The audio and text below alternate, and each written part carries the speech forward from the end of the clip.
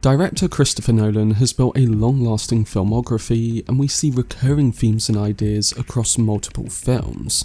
And when you look closely, these obsessions keep surfacing across his entire body of work, and they are the concept of myths, time, and memory.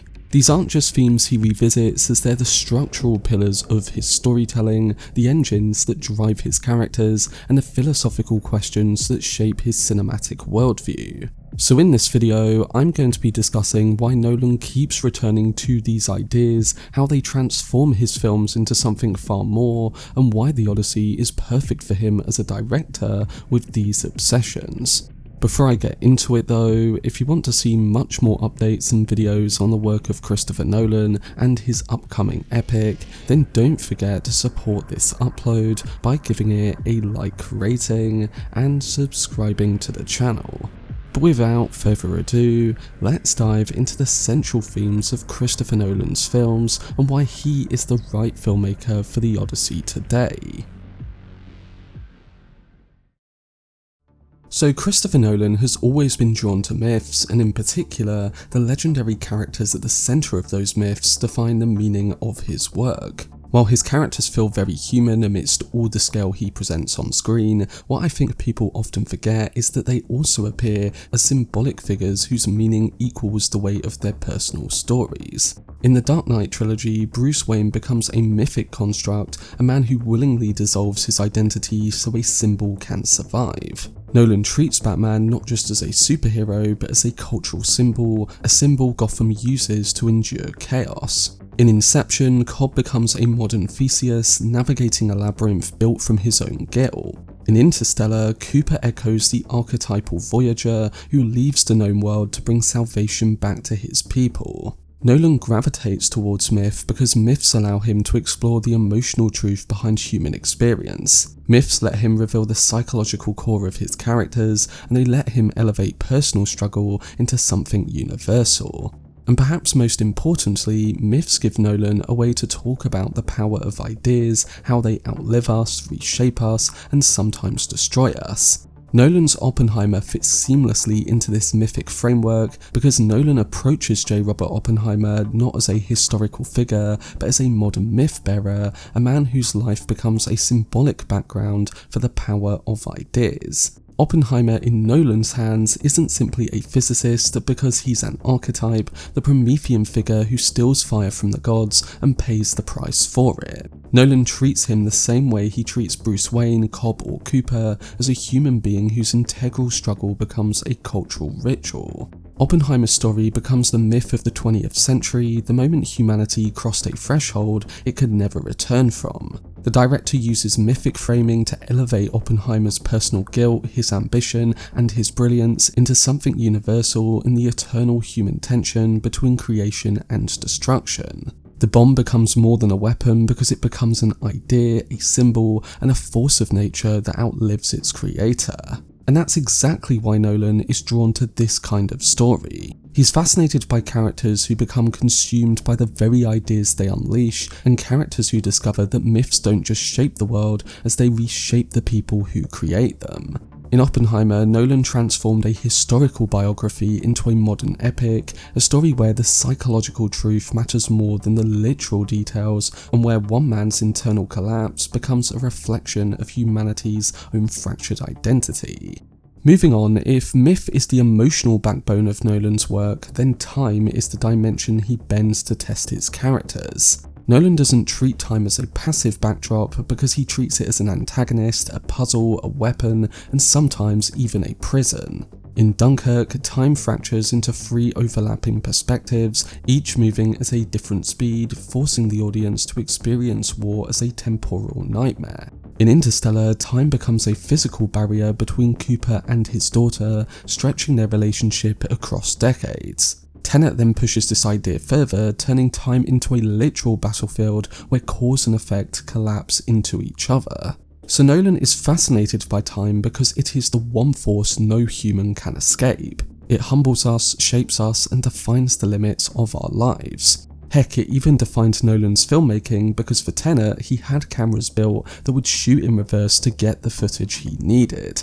By manipulating time, Nolan exposes the emotional pressure it exerts on his characters, whether it be the urgency, the regret, or even the longing. His films ask a simple but devastating question, and that is, what does it mean to be human when time refuses to bend to our will? And by bending it anyway, Nolan lets us feel the fragility of our existence in a way that not many filmmakers attempt on that large of a scale.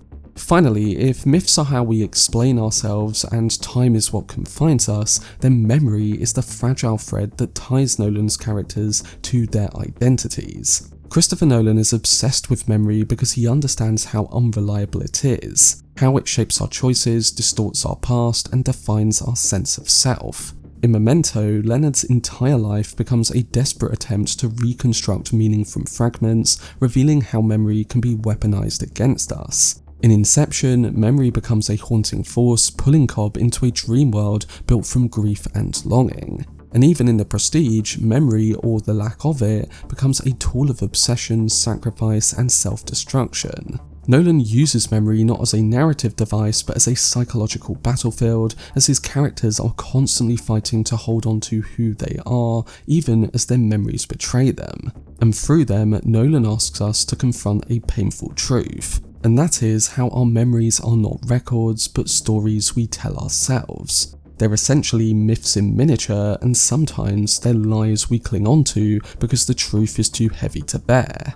So Christopher Nolan's obsession with myths, time and memory isn't accidental, as at its core they are the foundation of his entire artistic identity, whether it be an adaptation or original project. Myths let him elevate human experience into something timeless on the big screen. Time lets him test the limits of human resilience, and memory lets him explore the fragile, shifting nature of identity. Together, these themes form a cinematic philosophy that feels both intimate and monumental, all at the same time. He isn't just making films, as he's building modern legends, stories that echo the past while pushing the boundaries of what cinema can express on the biggest scale. And that's why his work resonates so deeply, because beneath all the spectacle, beneath the puzzles and the structure and the scale, Nolan is always asking the same question. And that is, what does it mean to be human when everything we rely on in our stories, our time, and our memories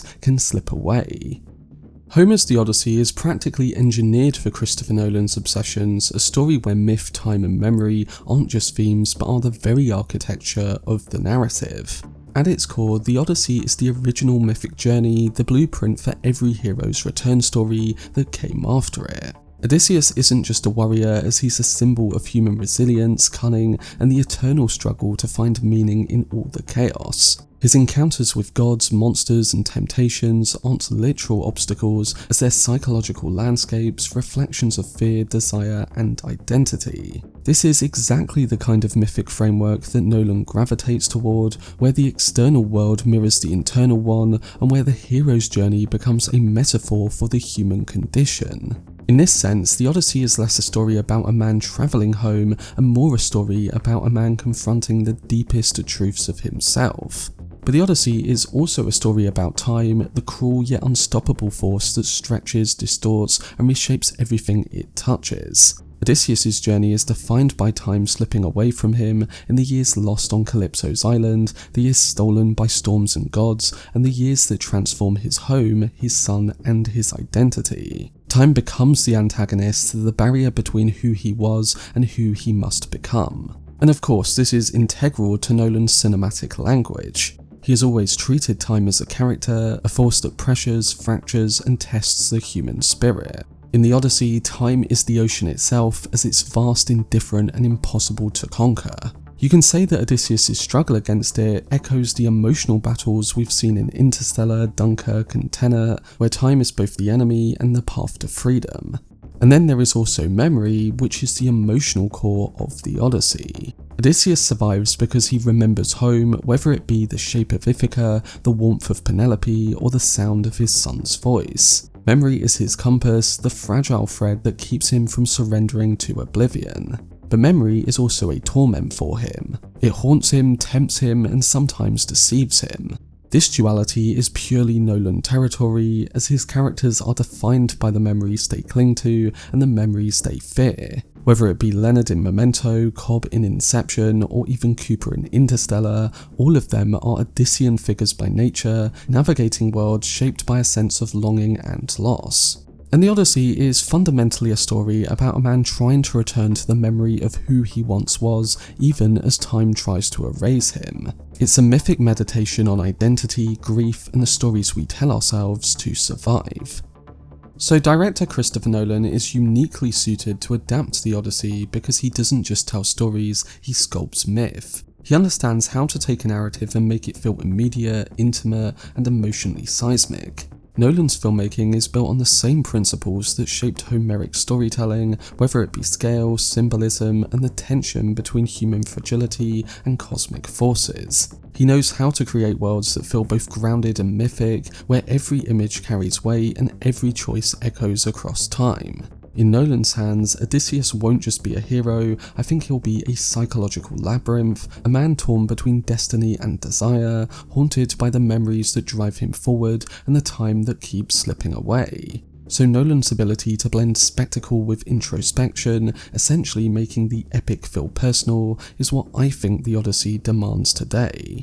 Moving on, Nolan is also the perfect director for this because he thrives on narrative complexity, and The Odyssey is one of the earliest examples of non-linear storytelling. The epic is filled with flashbacks, nested stories, unreliable narrators, and shifting perspectives, techniques Nolan has mastered across his career. He can take the fragmented structure of Homer's tale and elevate it into something more cinematic, something that plays with time not as a gimmick, but as a thematic heartbeat. Imagine Odysseus' journey unfolding the way Dunkirk fractures time, or the way Inception layers realities, or even the way Oppenheimer shifts between subjective and objective truth. Nolan can turn the ancient structure of The Odyssey into a modern narrative engine, one that captures the disorientation, longing, and psychological depth of Odysseus' journey. But perhaps the most important reason that I think Nolan is the ideal director is his obsession with the emotional cost of heroism. He never romanticizes sacrifice and he never interrogates it.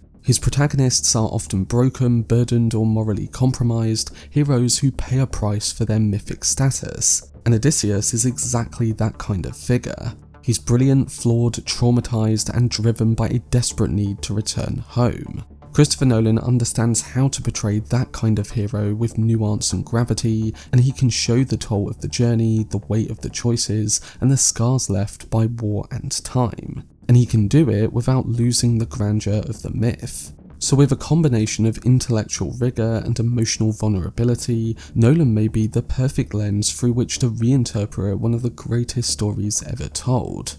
The Odyssey isn't just another epic to adapt, it's the story Nolan's been circling his entire career, a myth about a man fighting time, haunted by memory, and driven by an idea larger than himself. It's the narrative that unites everything Nolan cares about as a storyteller, and when he finally brings it to the big screen, I think it will be the culmination of his lifelong cinematic obsessions. Of course, he has to deliver on all of it, and it will be an incredibly hard task. But if he delivers on the core ideas of The Odyssey, both narratively and thematically, the way he knows and has shown how to, then I think we could be in for something special.